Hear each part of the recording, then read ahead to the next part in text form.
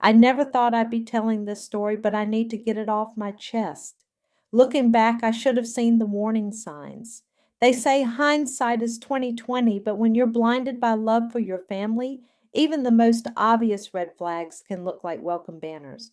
My name is Taylor, and 6 months ago I agreed to be my sister's surrogate. It seemed like such a beautiful gift at the time. Now, well, let's just say some gifts come with a price tag you never see coming. Please, Tay, Phoebe had begged over coffee that morning, tears streaming down her face. You're my only hope. 5 rounds of IVF and nothing. The doctors say I'll never. She broke down, mascara creating dark rivers on her cheeks. I reached across the table and squeezed her hand. We'd been through everything together. Dad's death when we were teens, her failed engagement to Christian, my wedding to Lawrence.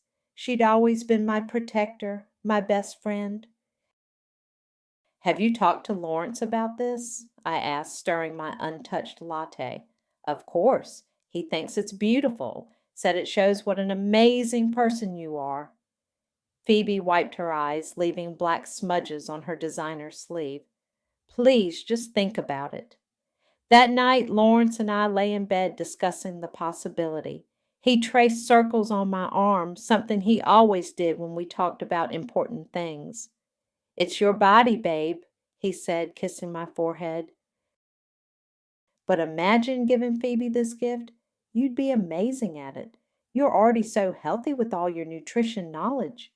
But carrying a baby for 9 months, then just giving it away? To family, he reminded me. The baby would still be in our lives. We'd be the coolest aunt and uncle ever. I smiled, remembering how good Lawrence was with kids. We'd talked about having our own someday, but agreed to wait until his law practice was more established.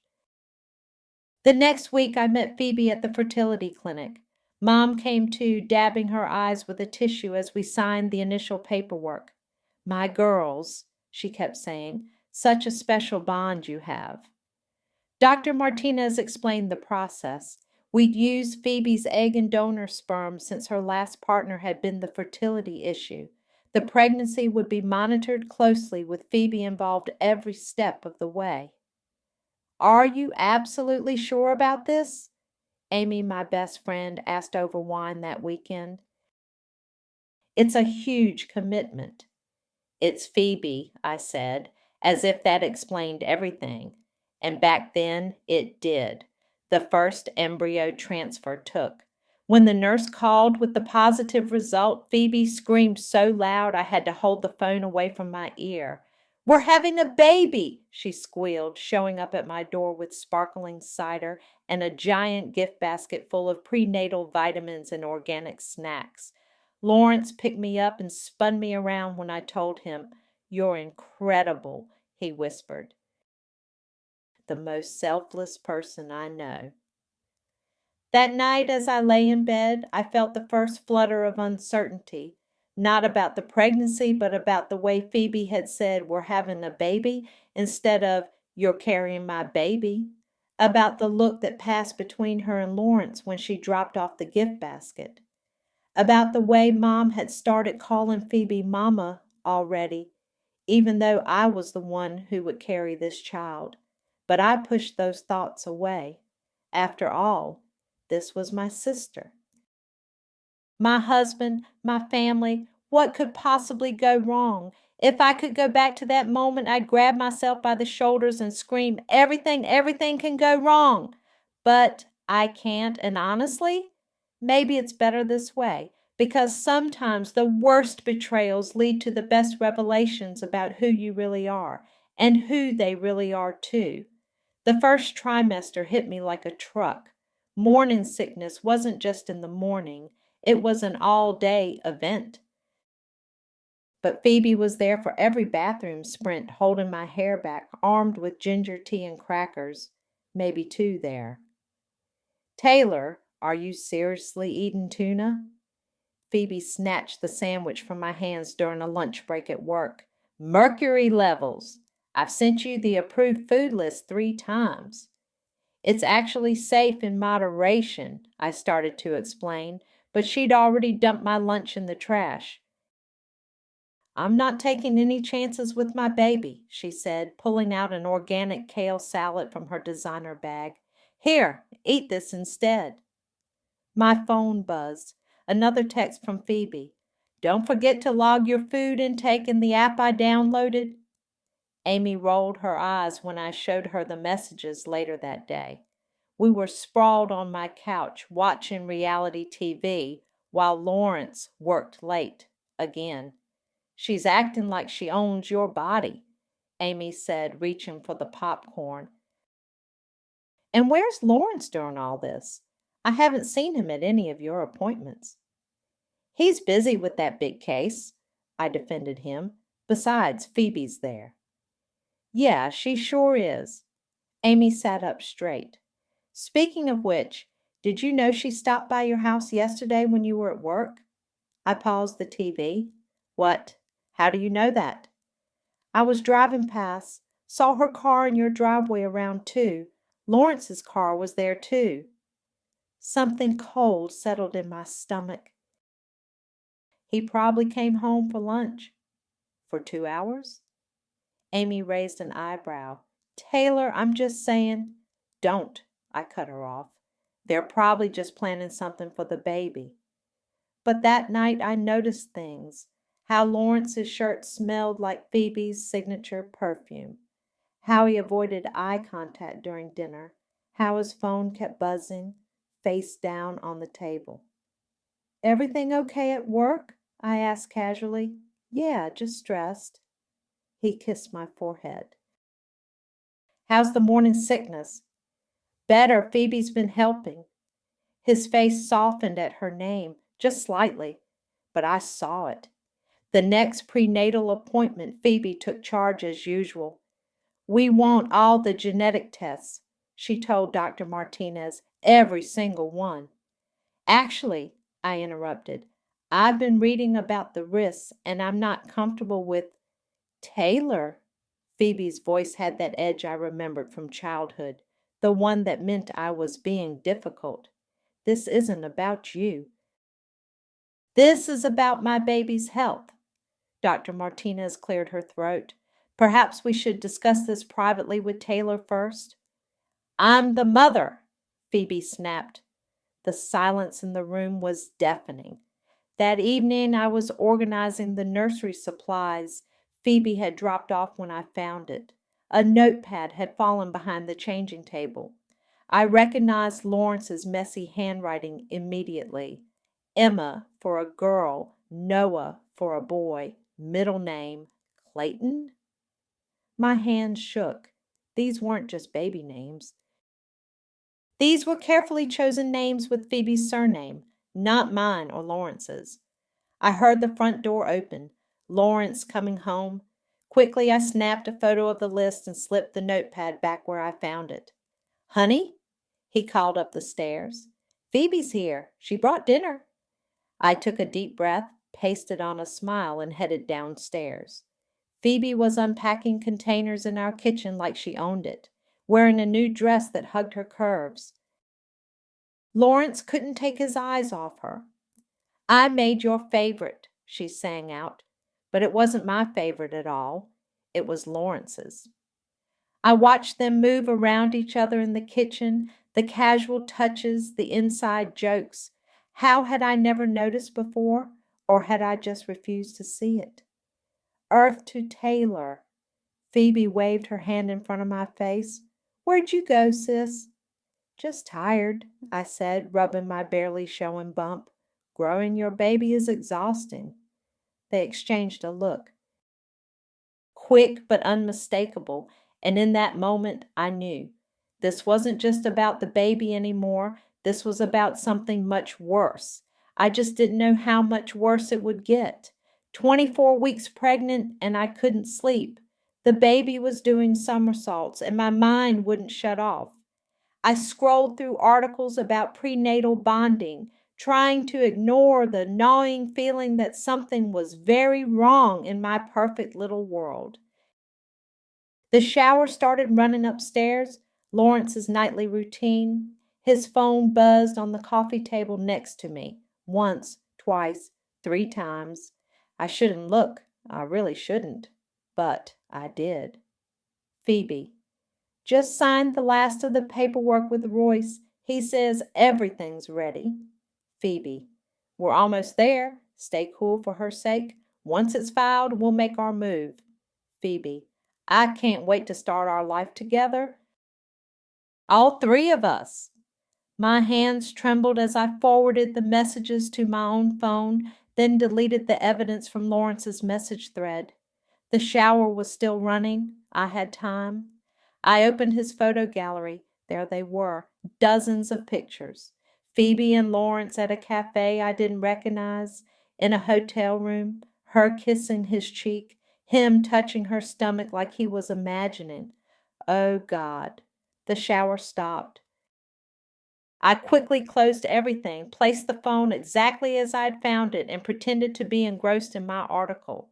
Lawrence came downstairs in his pajamas, hair wet. Still up, babe? Baby's active tonight, I said, amazed at how steady my voice was. Hey, what's Royce working on these days? Haven't heard you mention him lately. A flicker of something crossed his face. Oh, you know, the usual corporate stuff. Liar. Actually, I continued, Phoebe mentioned seeing him the other day. Did she? His voice was carefully neutral, too neutral. Something about paperwork? Lawrence's phone buzzed again. He snatched it up quickly. Just work. Come on, let's get you to bed. You need rest.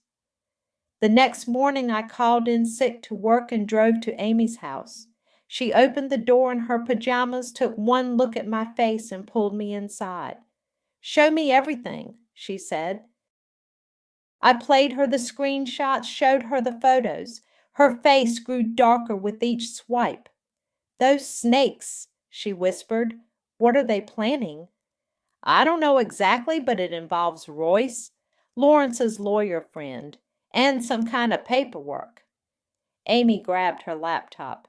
Let's do some digging. 3 hours later, we had our answer. Royce Meyer specialized in family law, specifically custody arrangements and guardianship transfers. They're going to try to take the baby, I said, feeling strangely calm. They probably have some plan to make me look unfit. Taylor, you need to get out of there. No. I stood up, one hand on my growing bump. No, I need to play this smart. They want to take everything from me. Let's see how that works out for them. I made 3 calls that day. First to a different lawyer recommended by Amy, then to my doctor to request a paternity test without anyone else's knowledge. Finally to Phoebe's ex-fiancé, Christian. Taylor? He sounded surprised to hear from me. Is everything okay? Actually, Christian, I need to ask you something. When you and Phoebe broke up, was there someone else involved? The silence on the other end was telling. Let me guess, I said. A close friend? Someone you trusted? How did you... He paused. Oh, God, Taylor, she's doing it to you too, isn't she? We agreed to meet the next day. But first I had to go home and pretend everything was normal. Had to smile through dinner while Lawrence and Phoebe discussed the upcoming baby shower. Had to act like I didn't see their hands touch when passing the salt. That night Lawrence tried to cuddle in bed. I love you, he whispered. You know that, right? I thought about the messages, the photos, the secret meetings with Royce. I know exactly how much you love me, I replied. He took my answer as sweet. But I was done being sweet, done being the good sister, the trusting wife, the perfect victim. They wanted to play games? Fine. Game on. Christian met me at a coffee shop 2 towns over. No chance of running into anyone we knew. He looked older than I remembered, more worn down. She did the same thing with my best man, he said, stirring his untouched coffee. I caught them together 3 days before the wedding. When I confronted her, she somehow turned it around. Made me look like the villain. How? Told everyone I was abusive, controlling. Had my own friends believing I was some kind of monster. He pulled out his phone, scrolled through some files. I kept everything: messages, photos, bank statements showing money she took. Never used them, though. She'd already won. I leaned forward. I might need those. Meanwhile, Amy helped me gather evidence. She accidentally recorded a conversation between Phoebe and Lawrence during a family dinner, catching them discussing their plans in hushed tones on the back porch. The guardianship papers are ready, Lawrence whispered. Once the baby's born, and shh, Phoebe cut him off. Taylor might hear. But Amy's phone caught it all. The paternity test was trickier. During my next checkup, I waited until Phoebe stepped out to take a call. Dr. Martinez, I said quickly, I need a favor. A confidential one. She studied my face. Does this have anything to do with your sister's unusual involvement? I need to know who the biological father is, without anyone knowing I asked. Her eyes widened slightly, but she nodded. We can do it today. I'll mark it as routine blood work. Phoebe came bouncing back in. What did I miss? Just discussing iron levels, Dr. Martinez said smoothly. Nothing exciting. That afternoon, Phoebe ambushed me with paperwork. Just some forms for after the birth, she said casually. Temporary guardianship while you recover. Standard stuff. I pretended to skim them. Mind if I have my lawyer look these over? Your lawyer? She laughed, but it sounded forced. Don't you trust me, sis? Of course I do. I smiled, channeling her own fake sweetness. But you know me, always thorough. Lawrence already reviewed them, she pressed. Even better reason to get a second opinion, right? Her face tightened for a split second before smoothing out. Whatever makes you comfortable. Later that night, I forwarded copies to my new lawyer, Maria. Her response came within an hour. Do not sign these. This is not standard guardianship. This is groundwork for full custody transfer. I was in the bathroom throwing up when the paternity test results arrived by encrypted email. My hands shook as I opened the file. Father, Lawrence Gomez. Probability, 99.9%. The room spun. They hadn't used donor sperm. They'd used my husband's. Their baby, their plan, their betrayal. My phone buzzed, a text from Amy. Riley from Phoebe's old job called back. You need to hear what she knows. Another buzz. Phoebe, don't forget, baby shower planning meeting tomorrow. Mom's so excited. Final buzz. Lawrence, working late again? Don't wait up. I walked to our bedroom, opened his closet. Behind his suits, I found a small suitcase already packed, ready. My hand rested on my stomach as the baby kicked. Their baby. No, my baby. They made their choice. Now I would make mine. I took photos of the suitcase, then returned it exactly as I'd found it. Documented everything, every message, every secret meeting, every lie. Built my case piece by piece. They thought they had it all figured out. The perfect plan to steal my baby and destroy my life. Probably thought I was too nice, too trusting to see it coming. But they forgot something important. I'm not just the good sister anymore. I'm a mother now, and they're about to learn what happens when you threaten a mother's child. The baby kicked again, stronger this time. Don't worry, little one, I thought. They want to play happy families at this baby shower? Let them. It'll be a party they'll never forget. The baby shower planning meeting was held at my mother's house, all pastels and Pinterest boards. Phoebe had taken over Mom's dining room, spreading out color swatches and sample centerpieces. We're thinking modern royal baby. Phoebe announced, showing me her inspiration board.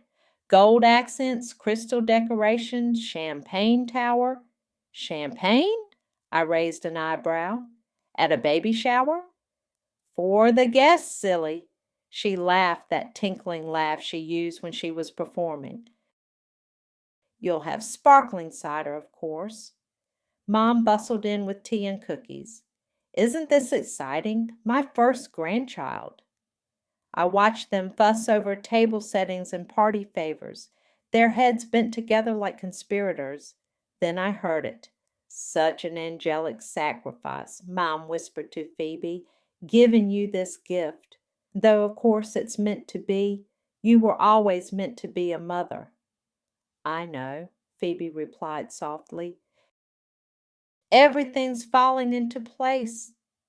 My phone buzzed. A text from Riley, Phoebe's former co-worker. Meet me at Riverside Park, now, bringing proof. I need some air, I announced. Baby's pressing on my bladder. Don't go far, Phoebe called out. We need to finalize the guest list.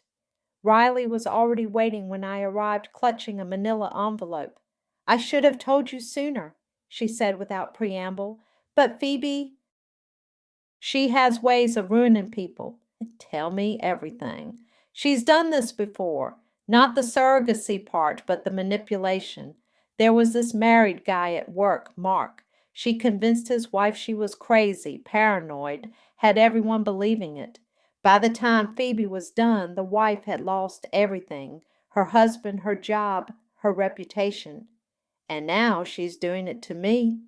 Riley nodded, handing me the envelope. Emails, screenshots, security footage from the office. She and your husband, they've been planning this for months. I opened the envelope. There they were, time-stamped photos of Lawrence visiting Phoebe at work, emails discussing their future, a video of them kissing in the parking garage.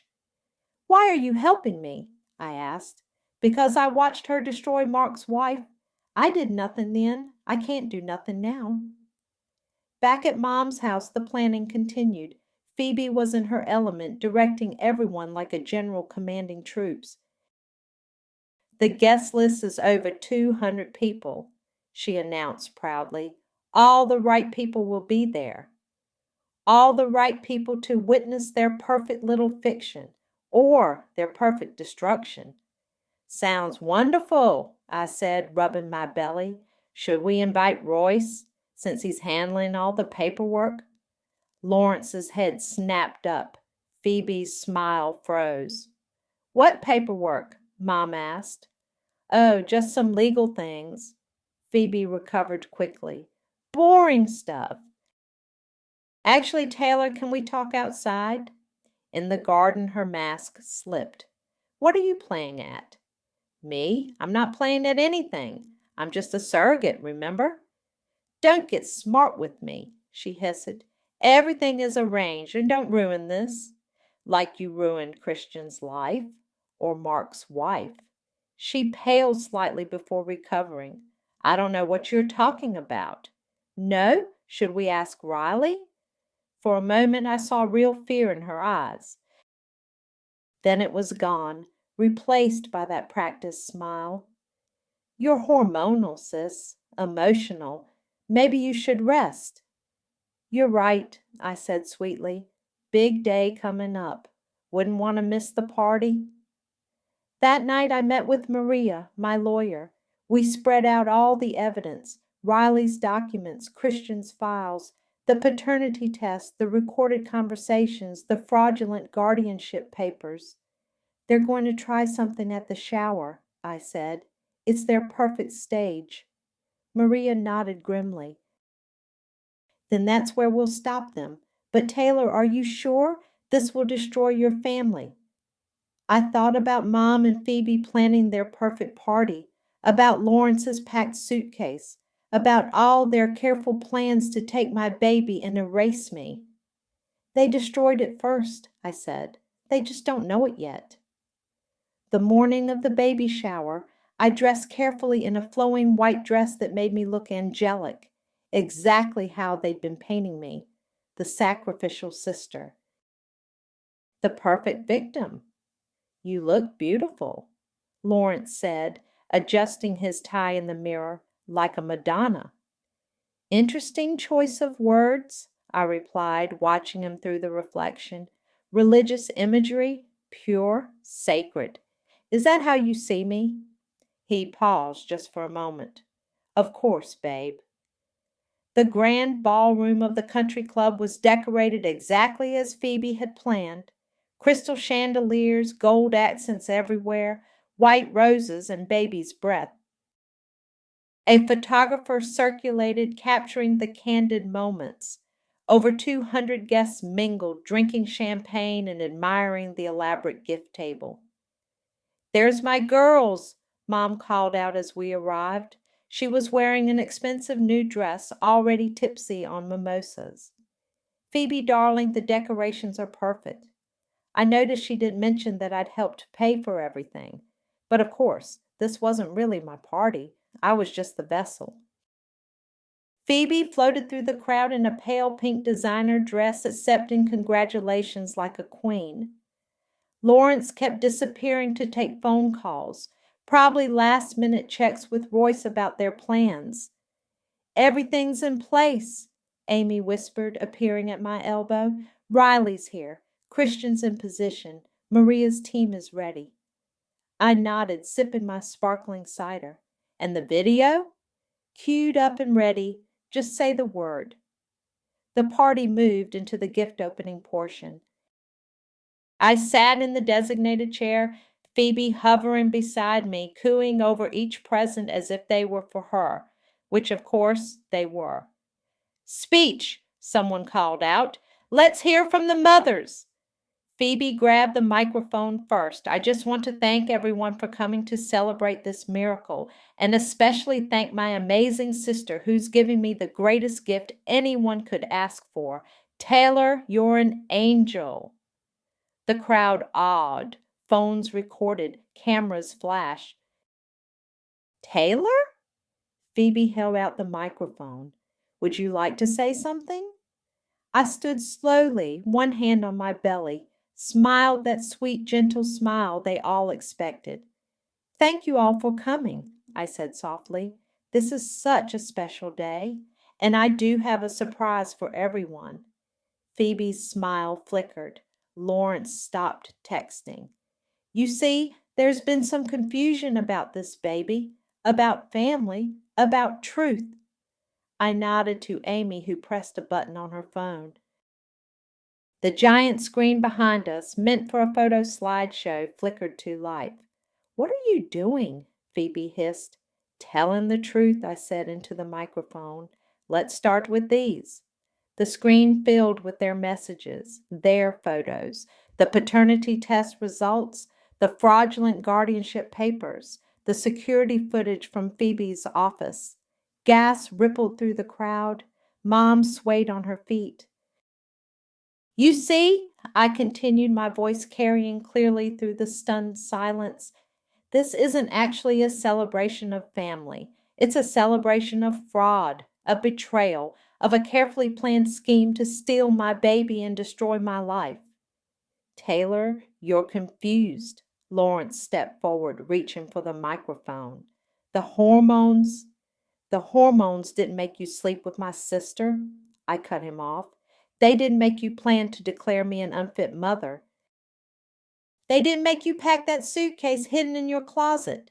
Phoebe lunged for the microphone, but I stepped back. Don't, I warned. Riley's here. Christian's here. Everyone who knows what you really are is here. You're ruining everything, she screamed, mask finally cracking. No, sister dear, you did that yourself. The room erupted in chaos. Guests whispered and pointed. Phones recorded everything. Mom started sobbing. Lawrence tried to approach me, but Amy's brother, a security guard, blocked his path. The baby shower's over, I announced to the crowd. But the real party? That's just getting started. Maria? My lawyer stepped forward, papers in hand. Mr. Gomez, Miss Clayton, you've been served. I walked out of the ballroom, head high, leaving behind the shattered remains of their perfect plan. Outside, the sun was shining. I could breathe again. The baby kicked, strong and sure. Don't worry, little one, I thought. The worst is over. Now we fight. The aftermath of the baby shower was nuclear. Within hours, videos of Phoebe's meltdown went viral on social media. Local gossip pages ran with the story. Baby shower bombshell, sister surrogacy scandal exposed. Lawrence tried the damage control first. He showed up at Amy's house where I was staying with flowers and tears. It wasn't what you think, he pleaded through the door. We got carried away, but we never meant to get caught, I called back. Save it for the judge. Phoebe took a different approach. She went on the offensive, calling everyone we knew. Taylor's having a mental breakdown, she told them. Pregnancy hormones, paranoid delusions. We're so worried. But Riley and Christian had already shared their stories. Screenshots circulated. Other victims came forward.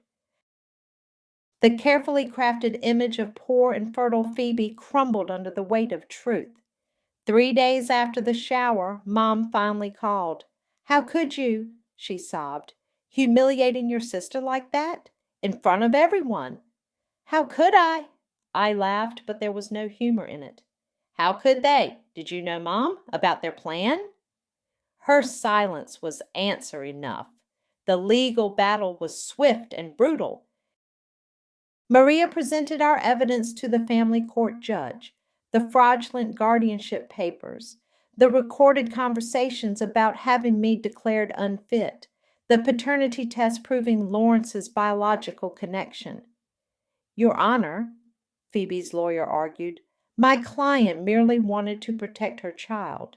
It's not her child, Maria interrupted. She conspired with a married man, her sister's husband, to conceive a baby through surrogacy fraud. They planned to manipulate the system to steal the child from its mother.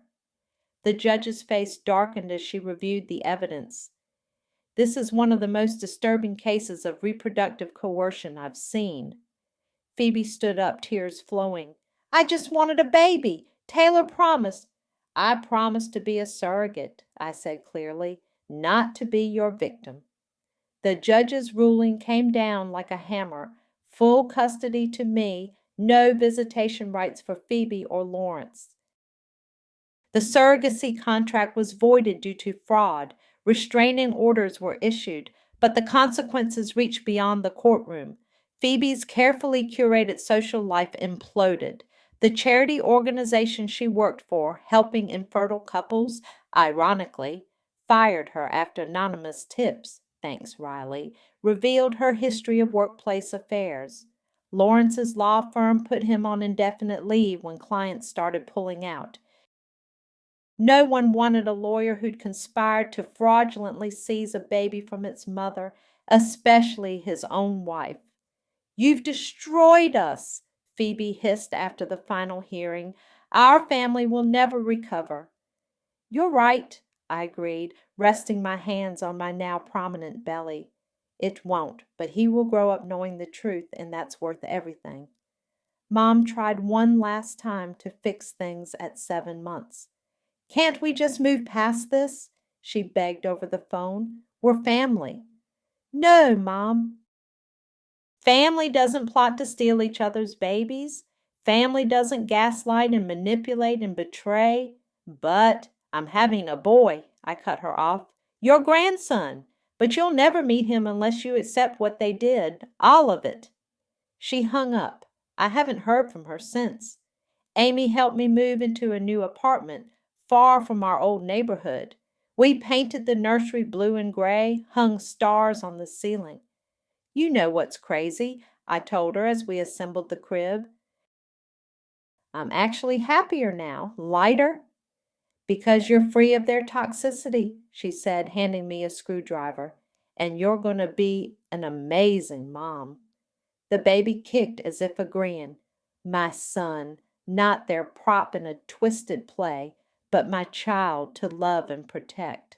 Lawrence's last text came the night before my restraining order took effect.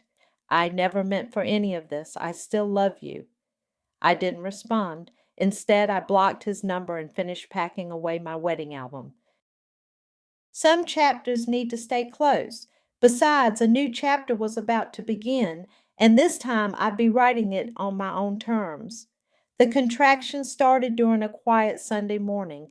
Amy drove me to the hospital while I breathed through the pain, trying not to think about how this wasn't how I'd imagined this moment. "Should I call anyone?" she asked as they wheeled me into labor and delivery. "No," I said firmly, "just you. You're my family now."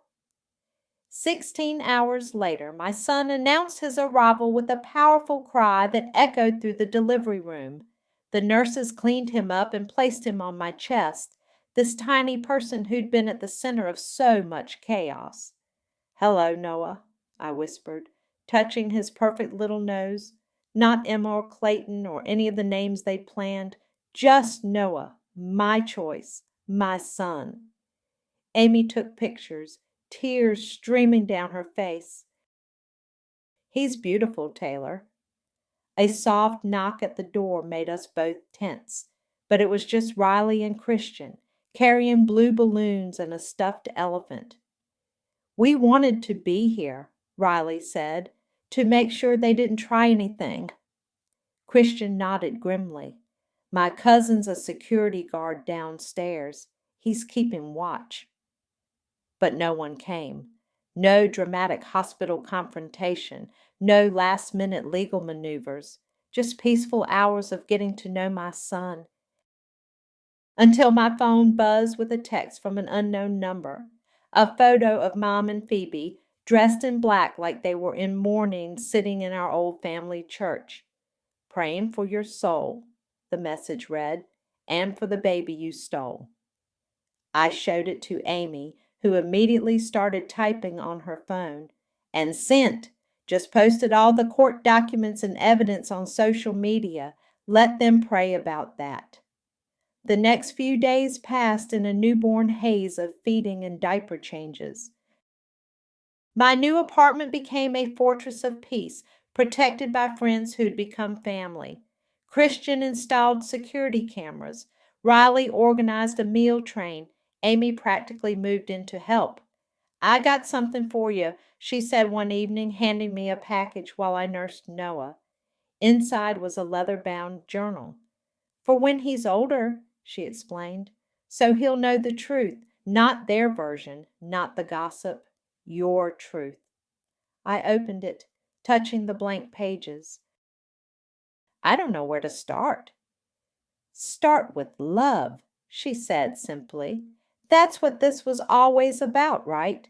Your love for him, strong enough to fight an entire family of liars." Noah stirred in my arms, his tiny hand gripping my finger.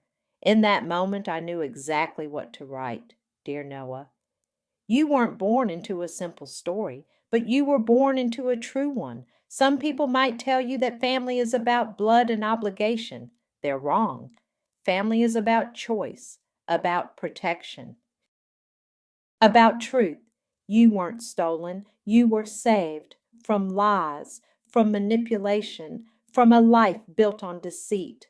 The door buzzer rang, interrupting my writing. Amy checked the camera. "It's your mom," she said quietly. I walked to the intercom, Noah cradled against my shoulder. "What do you want?" "To apologize," Mom's voice crackled through the speaker. "To meet my grandson, to understand." "And Phoebe?" "Isn't here. Won't be here. I finally read all the evidence, saw what they planned. I was wrong, Taylor. So wrong." I looked at Amy, who shrugged. "Your call?" I pressed the buzzer. Mom stepped into my new life, seeing me clearly maybe for the first time. Her eyes filled with tears at the sight of Noah. "He looks like you did," she whispered, "when you were born." "He's his own person," I said firmly, "and he'll grow up knowing he's loved, really loved, not just used." She nodded, understanding the weight of those words. Can I start over? Be better? I handed her the journal. Start by reading, then we'll talk about tomorrow. Noah cooed, reaching out with his tiny hand, not for her, but for the sunlight streaming through my window, reaching for brightness, for future, for truth, just like his mother.